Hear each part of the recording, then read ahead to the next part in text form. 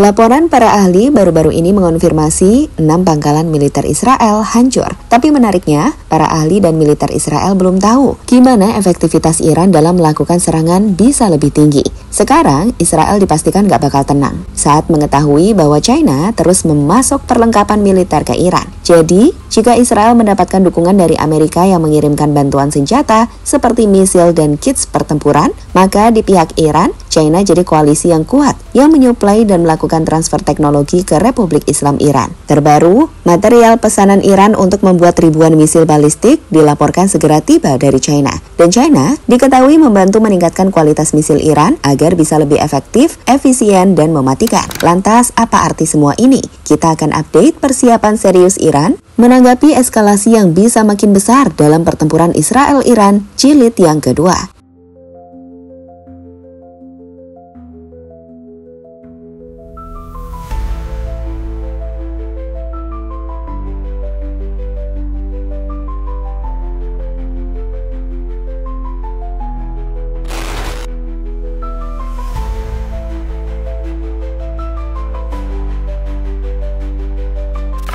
Meskipun media di Israel selalu menjelaskan jika tingkat intercept sistem pertahanan udara mereka sangat bagus, namun baru-baru ini laporan dari The Telegraph yang mengambil data radar dan satelit yang ditinjau oleh para peneliti Oregon State University dijelaskan bahwa serangan Iran begitu presisi sehingga menghancurkan atau mengenai 5 situs militer milik Israel. 6 rudal Iran menyerang target militer di Israel Utara, Tengah, dan Selatan, di mana lokasi yang dihancurkan diantaranya pangkalan Camp Siporit dekat Nazareth, Camp Gilot, pangkalan udara Chelnov, pusat pengumpulan intelijen, dan fasilitas logistik utama. Menariknya, tak satu pun serangan itu diungkapkan oleh otoritas Israel saat itu, yang menutup-nutupi atau mensensor video-video yang beredar. Israel menggunakan undang-undang sensor militer yang ketat yang mengatur publikasi informasi sensitif selama masa perang. Tapi saat ini, konfirmasi dari para ahli mengatakan jika serangan Iran telah menyebabkan kerusakan signifikan. Dan meski sebagian besar rudal Iran berhasil dicegat,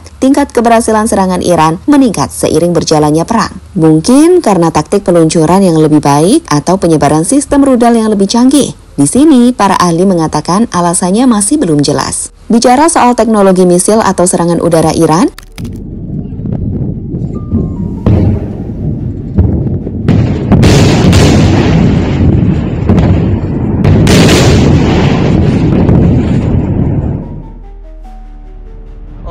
Okay guys, we gotta get off the roof. These are coming down right next to us here. They're coming down. One just about, we gotta go inside.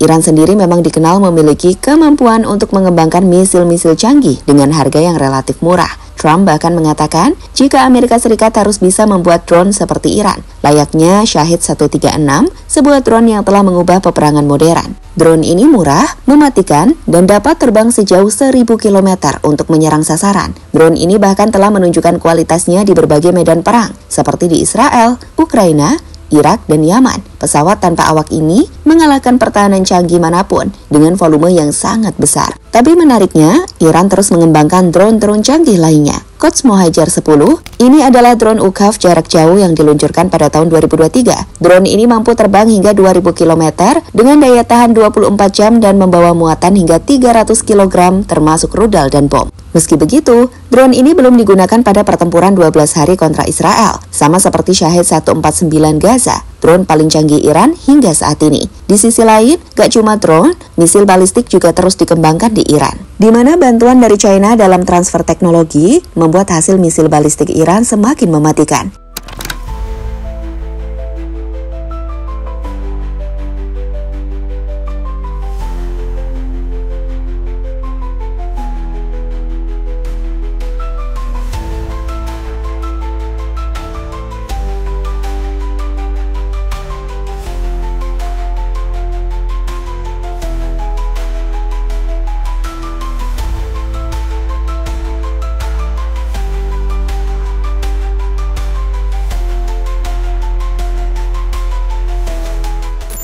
China terus bantu kembangkan misil Iran.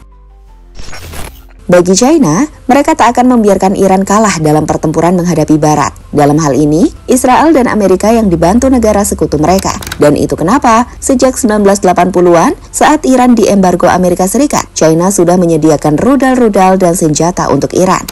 Saat ini, hal itu pun terus dilakukan. Pada Januari hingga Februari 2025, 2 kapal Iran berangkat dari pelabuhan China, membawa lebih dari 1.000 ton sodium perchlorate, bahan utama untuk membuat amonium perchlorate, propelan rudal padat. Jumlah ini cukup untuk memproduksi sekitar 260 rudal menengah seperti Kheibar atau Haj Qasim. Dan terbaru, Iran kembali mengorder dari China material yang jauh lebih besar, di mana menurut beberapa laporan, itu bahan yang baru saja diorder Iran dari China mampu membuat Iran memproduksi 800 ribuan rudal balistik. Nah, dengan ribuan rudal tambahan yang bisa dikembangkan Iran inilah, mereka cukup percaya diri untuk menghadapi agresi Israel yang dipastikan akan menghancurkan Israel juga.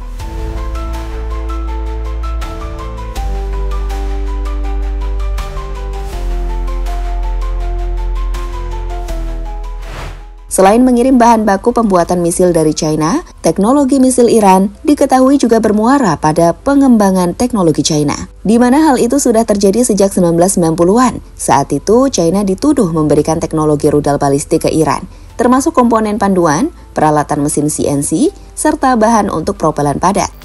Ya, sebagai info, Fateh 110, rudal balistik jarak pendek berbahan bakar padat dengan bantuan inertial dan elektrooptik ini diyakini hasil perkembangan dari Zelzal.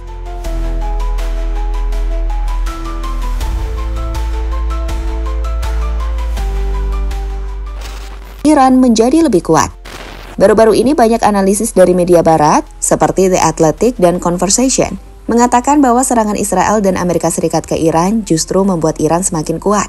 Menurut para ahli, setelah Amerika Serikat dan Israel gagal mencapai tujuannya untuk menghentikan sistem nuklir Iran, konfrontasi tersebut mengungkap salah perhitungan yang lebih dalam dari Amerika Serikat dan Israel saat kekuatan Iran diprediksi akan semakin kuat. Iran tidak dibangun hanya berdasarkan dorongan hati atau proksi yang rentan.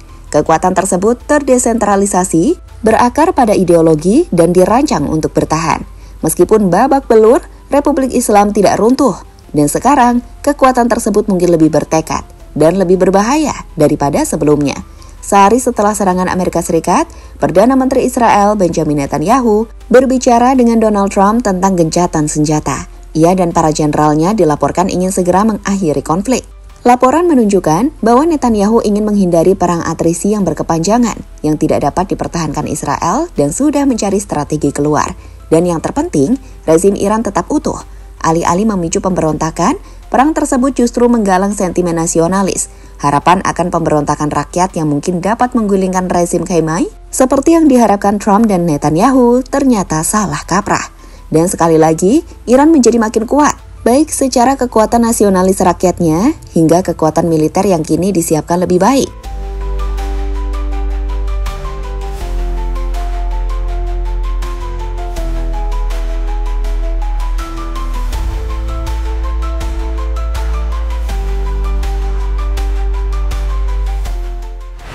Pada akhirnya, dalam peperangan di dunia modern, Iran telah menunjukkan jika mereka bisa membuat drone hingga misil murah yang menghancurkan. Dan itulah yang dilakukan oleh Iran dalam pertempuran kontra Israel. Dengan bantuan transfer teknologi dan pasukan bahan baku dari China, Iran tidak lagi sendirian. Ia menjadi negara dengan kekuatan rudal dan drone paling masif di kawasan Timur Tengah. Bahkan mungkin satu-satunya yang mampu menembus sistem pertahanan canggih Israel secara konsisten. Ketika 6 pangkalan militer Israel hancur, itu bukan sekedar kemenangan taktis, itu adalah pesan strategis. Yang masih belum diketahui Israel, gimana bisa Iran menembus sistem pertahanan mereka dengan semakin efektif dari waktu ke waktu. Apakah ini bukti semakin canggihnya rudal Iran atau strategi mereka? Amerika kini mulai panik, Israel mulai goyah, dan dunia mulai melihat babak baru dalam konstelasi militer global, di mana dominasi Barat mulai dilawan dengan kecerdikan Timur. Meski Israel dan Trump mengklaim kemenangan atas Iran, para ahli mengatakan Iran pada posisi yang bagus usai konflik 12 hari. Iran mendapatkan kredibilitas militer. Iran telah menunjukkan bahwa mereka dapat menyerang Israel secara langsung, yang menyebabkan kerusakan nyata di tanah Israel. Sebuah perubahan dari perang-perang sebelumnya yang terjadi di negara-negara ketiga. Iran juga memposisikan dirinya sebagai wajah penentang standar ganda Amerika Serikat dan sekutu-sekutunya. Dan keberanian dalam perang terbuka membuat Iran menonjol sebagai satu-satunya negara dalam 50 tahun terakhir yang secara terbuka bersedia berperang dengan Israel.